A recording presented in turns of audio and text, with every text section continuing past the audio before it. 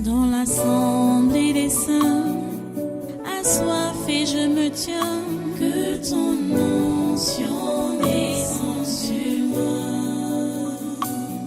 Conscient que mon destin est dans le creux de ta main, que ton onction descende sur moi. Je suis disposé, assoiffé, que ton onction descende sur moi. Je suis disposé, assoiffé, que ton onction descende sur moi.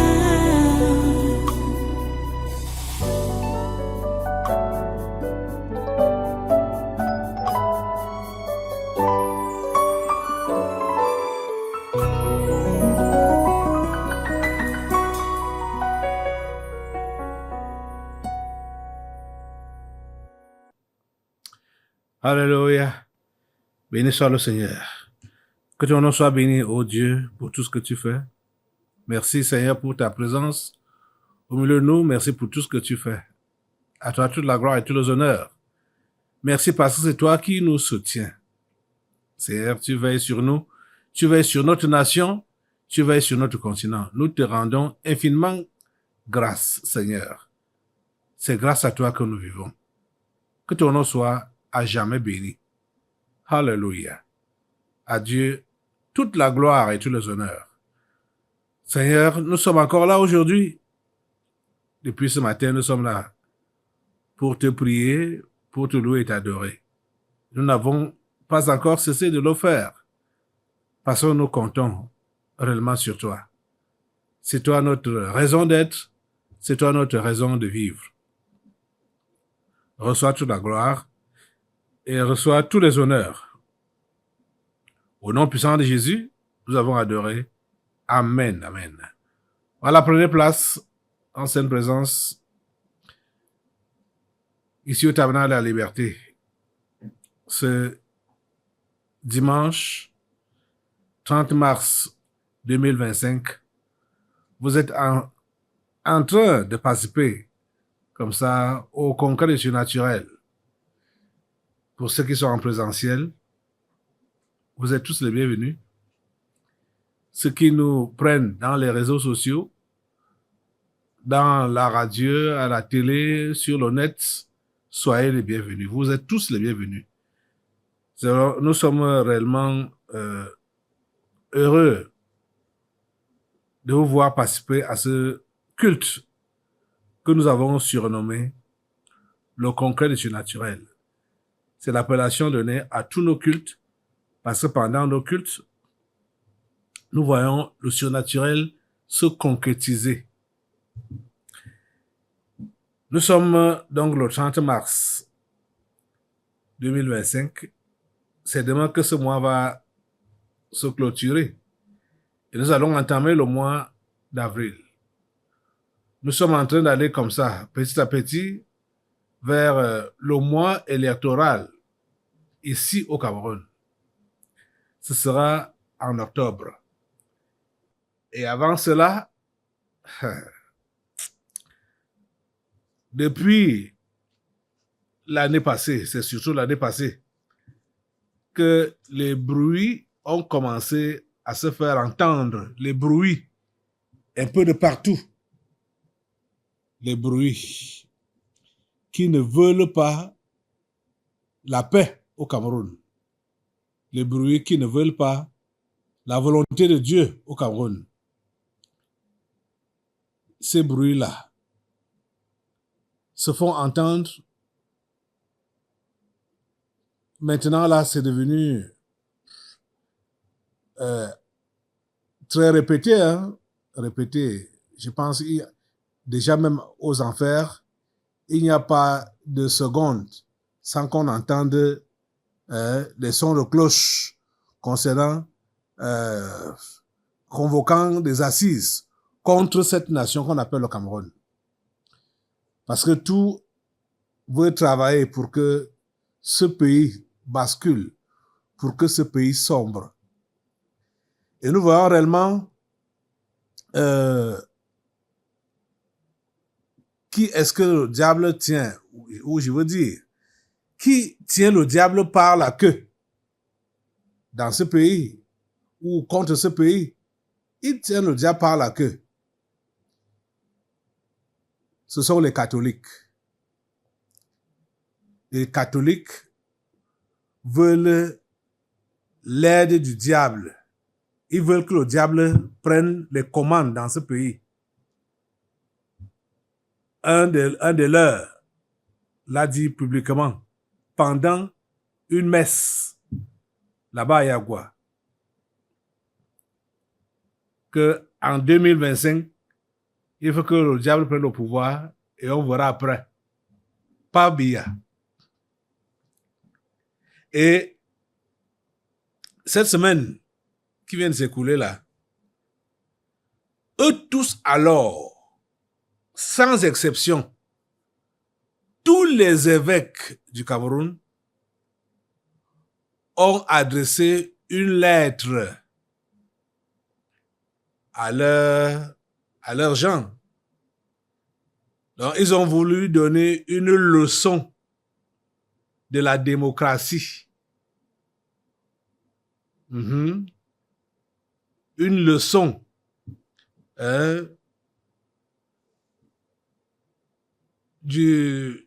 la démocratie en donnant les critères du bon candidat.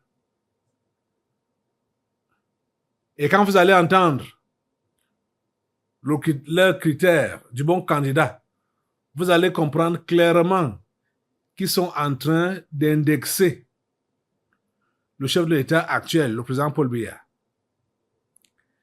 Les critères qu'ils ont donnés là, entre nous, parce que je fais déjà le commentaire avant que vous ne compreniez ce qu'ils ont dit. Puisqu'il y a un critère dedans qui dit que le bon candidat doit être celui-là qui va visiter au moins une fois les différentes régions du pays, au moins une fois pendant son mandat. On sait que c'est Biya qui est là depuis longtemps. Et on sait que c'est Biya qui sera encore là. Je le dis haut et fort. C'est lui qui sera encore là. Quand ils sont en train de donner leurs critères de candidats là, ça veut dire qu'ils l'ont mis de côté. Parce qu'on sait que notre chef d'État ne fait pas souvent les visites des régions. On le sait. On sait qu'il est presque invisible.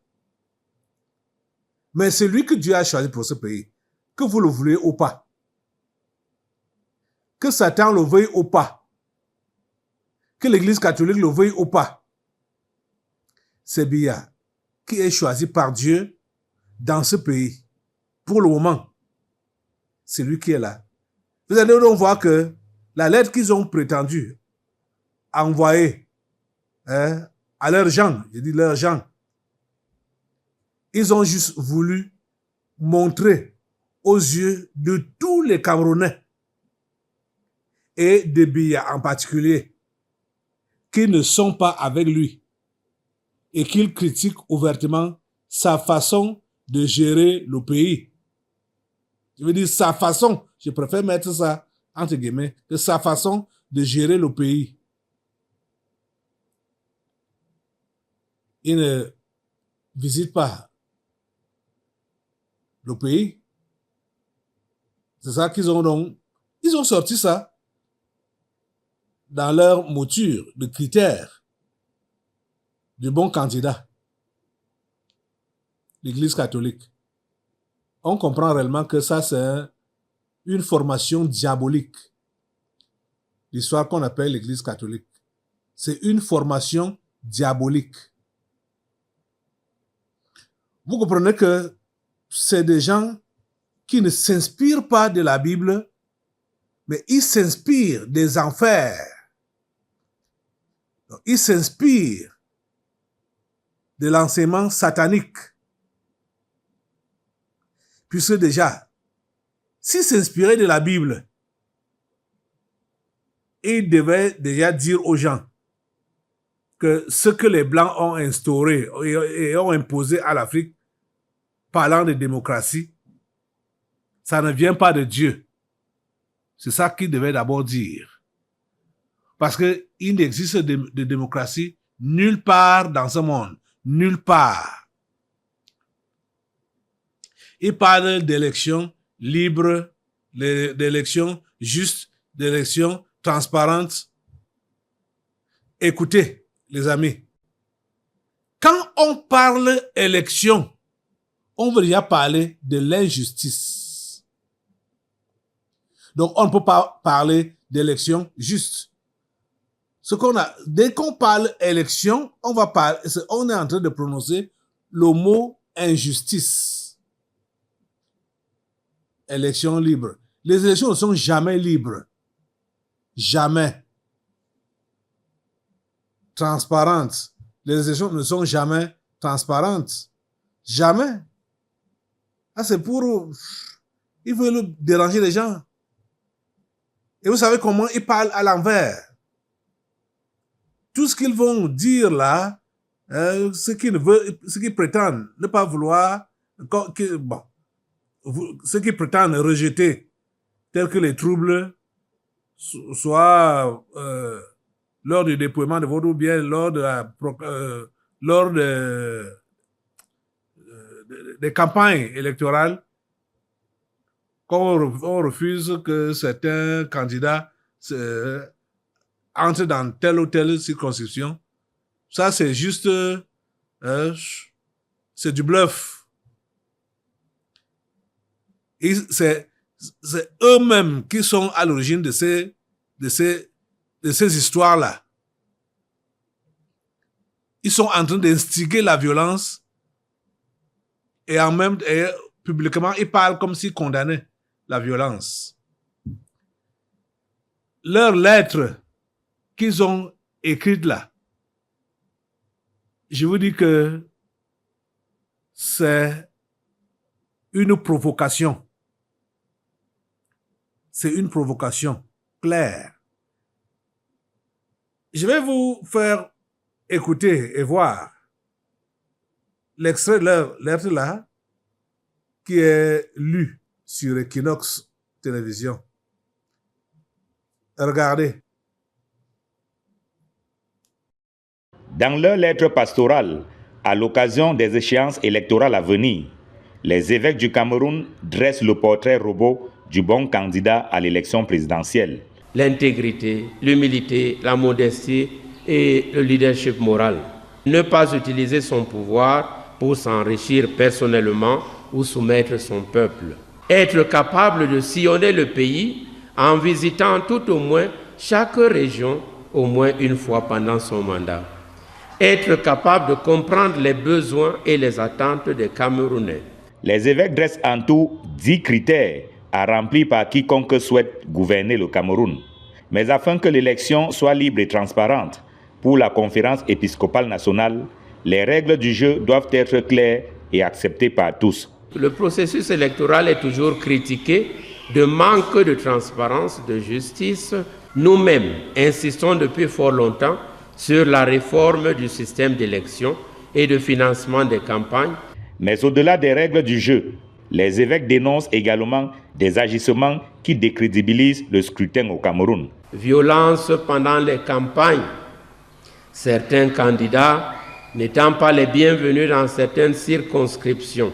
Registres électoraux trafiqués, achats de voix et dans diverses circonscriptions électorales, destruction de bulletins. Afin de mettre un terme à ces comportements antidémocratiques, les évêques plaident pour l'établissement d'un code de bonne conduite. Le code de bonne conduite aux élections peut être entendu comme une série de règles de comportement visant à contribuer à la création des conditions favorables à l'organisation d'élections justes, libres, crédibles et transparentes. Alors que le corps électoral va bientôt être convoqué en vue de la présidentielle, les évêques, dans leur lettre pastorale, attirent l'attention sur les dangers que court le Cameroun en organisant des élections qui ne soient pas justes, libres et transparentes. Vous avez suivi ce représentant amphérique?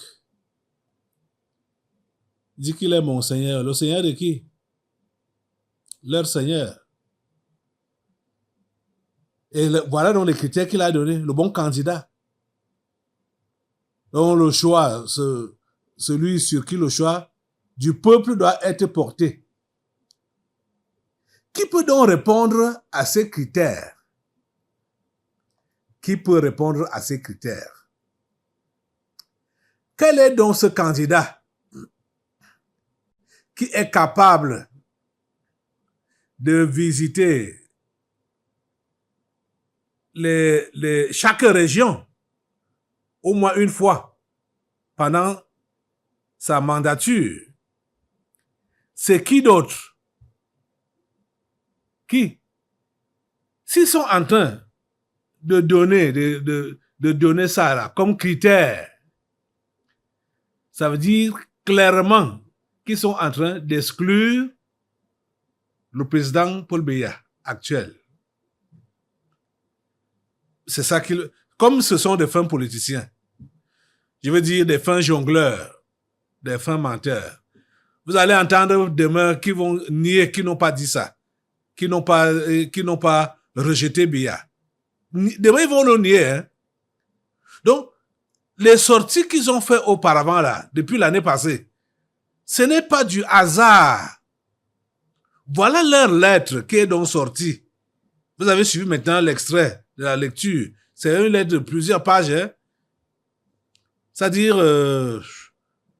quand j'ai vu ça, bon, ça m'énerve seulement quand je peux lire ça. Je dis, ça, c'est quelle histoire qu'ils racontent là? Donc, ils sont devenus des donneurs de leçons de la démocratie. On comprend réellement, c'est leur histoire. Histoire des sorciers et des sectaires. Histoire des anges déchus. On a les critères dans la Bible que Dieu a donnés. Dans Deutéronome au chapitre 17. Le choix d'un dirigeant. Le choix d'un président ou d'un roi. Deutéronome 17. Je n'ai pas besoin de vous lire ça. Vous-même, vous allez, j'ai déjà enseigné sur ça. Ici. Le règne sied aux chrétiens, aux hommes droits, aux hommes, hein, aux justes, et non aux injustes, et non aux hommes tordus. Et les critères de Dieu sont donnés clairement dans Deutéronome chapitre 17. Vous lisez et vous allez voir, ça ne répond à rien de tout ce qui se passe ici. Et Dieu n'a pas dit que vous allez les lire. Ce n'est pas ça qu'il a dit. Il n'est pas élu, il est désigné par Dieu lui-même. Comprenez? Il est désigné par Dieu lui-même au travers de son porte-parole qui est donc le prophète.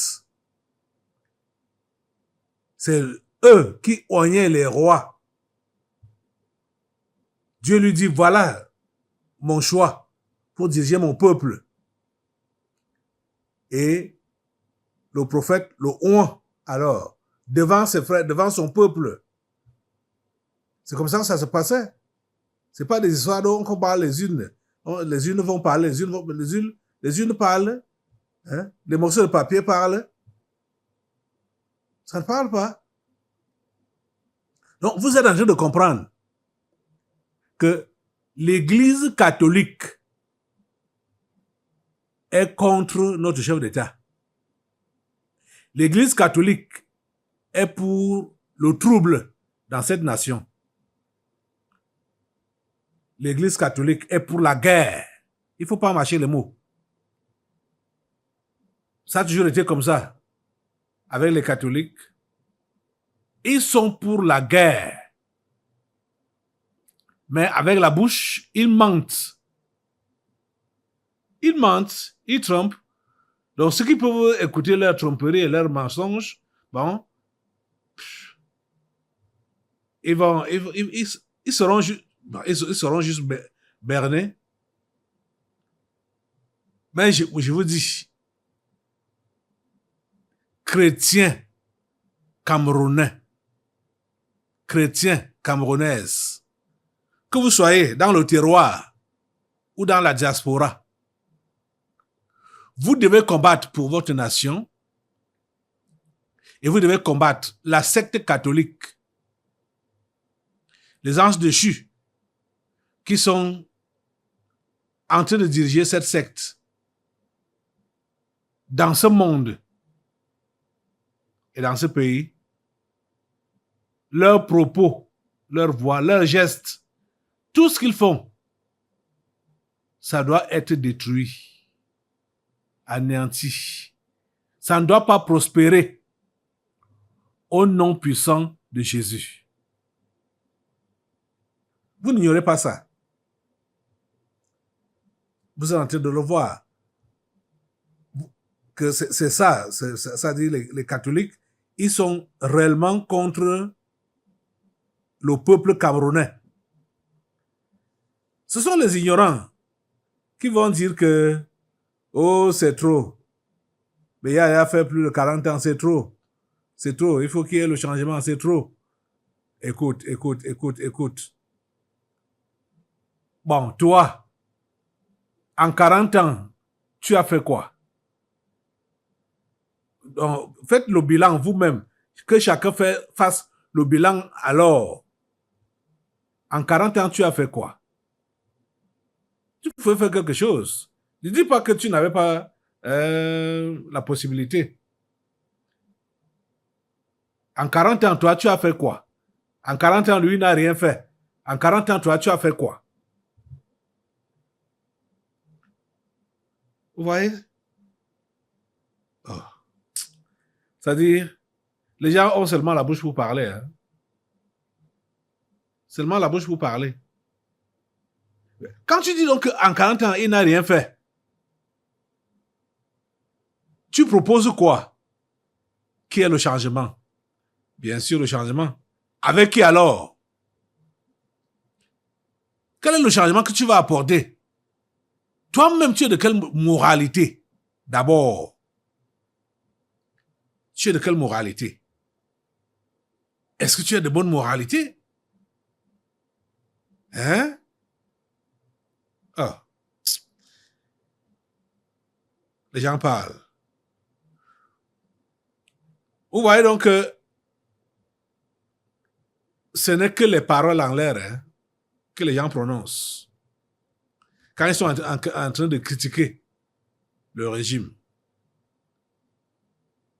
ils critiquent. Mais qu'est-ce qu'ils proposent? Le changement. Par qui alors? Et par comment? Ça va se produire, ce changement. N'ignorez pas que nous sommes encore sous la colonisation. Heureusement qu'ici au Cameroun, on n'a jamais, du moins, commémoré, je veux dire commémoré, oui. On n'a jamais commémoré ce qui se commémore souvent là, en Afrique, l'indépendance.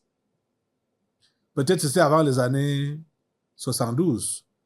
Et comme le Cameroun a une histoire particulière, c'était d'abord deux Camerouns.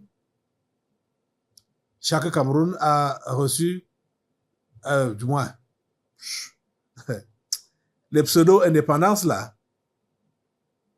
Chaque Cameroun a reçu sa pseudo-indépendance différemment.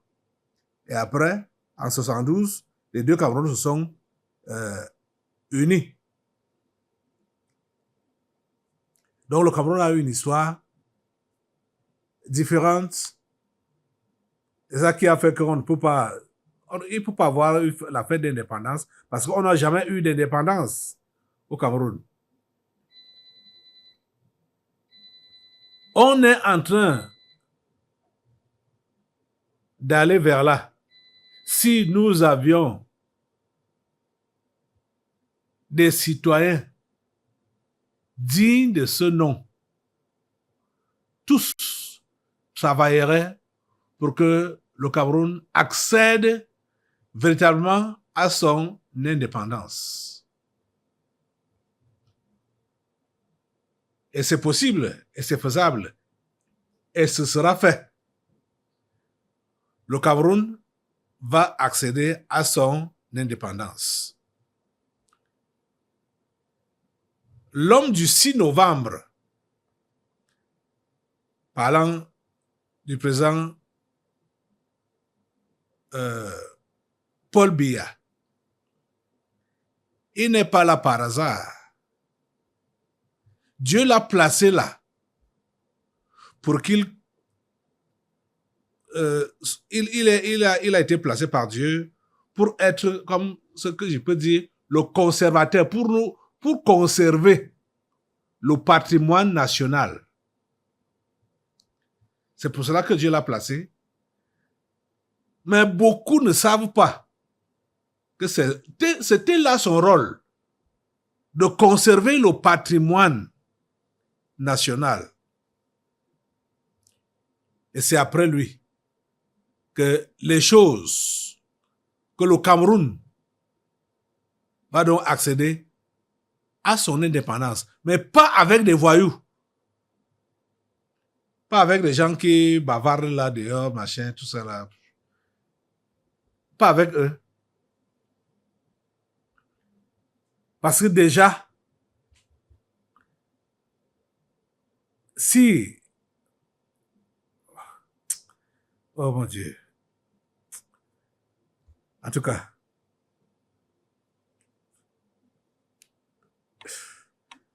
je suis vraiment gonflé. Parce que je n'aime pas cette histoire que les Blancs ont imposée à l'Afrique. Parlant de démocratie et parlant d'élection. Ça, c'est des histoires qu'on doit bannir. On doit bannir ces histoires-là. Ouais, tout récemment, là, au Niger, le général Tiani a suspendu tous les partis politiques. On verra comment ils vont fonctionner dans l'avenir. Bon, comment le Niger va fonctionner. Mais ça, c'est des histoires qui ne... Ça n'a pas de raison d'être dans un pays digne de ce nom. Qu'il y a un chef et il y a des gens qui s'opposent à ce chef-là. Ils sont qui? Ce sont des rebelles. En tout cas, comme ils ne comprennent pas, en tout cas, quand on sait que c'est Dieu qui a choisi, que c'est Dieu qui a placé, on n'a pas besoin de s'interposer. Parce qu'on ne doit pas s'opposer au choix de Dieu. On ne doit pas s'opposer au choix de Dieu. On va appeler ça dictature, dictateur, machin, tout ça là. La Chine fonctionne comment? La Corée du Nord fonctionne comment? Eux-mêmes là-bas fonctionnent comment? Ça dit, même la France, là, la France, les États-Unis, tous ces pays qui se disent démocrates, ils ne sont pas des pays démocrates. La franc-maçonnerie est leur Dieu. Et la franc-maçonnerie a ses impositions, place des gens qu'elle veut, comme elle veut, quand elle veut. Ces gens-là, ces pays-là, ne jurent que par la franc-maçonnerie. Nous autres, on doit aller derrière Dieu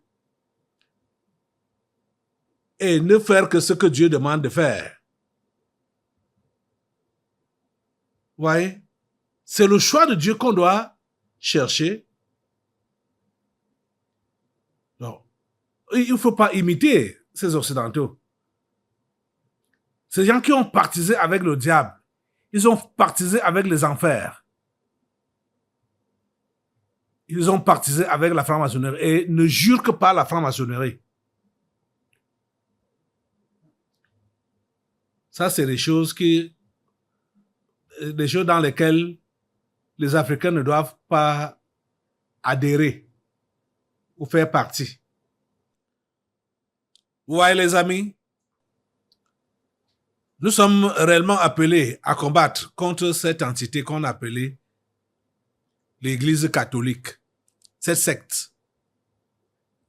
C'est-à-dire la fille aînée de la franc-maçonnerie. C'est l'Église catholique, la fille aînée de la franc-maçonnerie. Assemblée, tu vas te mettre debout. J'ai déjà beaucoup parlé. Je suis rempli. Je suis gonflé à bloc. Il faut que tu te lèves, tu te joignes à moi pour fermer la gueule de la fille aînée de la franc-maçonnerie. Elle doit fermer. Elle doit fermer. Elle doit la fermer. Il ne faut pas inciter les Camerounais à la révolte. Tout ce qu'ils ont dit là, leur lettre là, mettez le feu sur ça au nom de Jésus. Mettez le feu sur la lettre de l'Église catholique, de la franc-maçonnerie, de la fille aînée de la franc-maçonnerie. Mettez le feu sur ça au nom de Jésus. Cela n'a aucun impact sur les Camerounais. Cela n'a aucun impact. Et cela n'aura aucun impact sur les Camerounais. Aucun impact, aucun impact, aucun impact.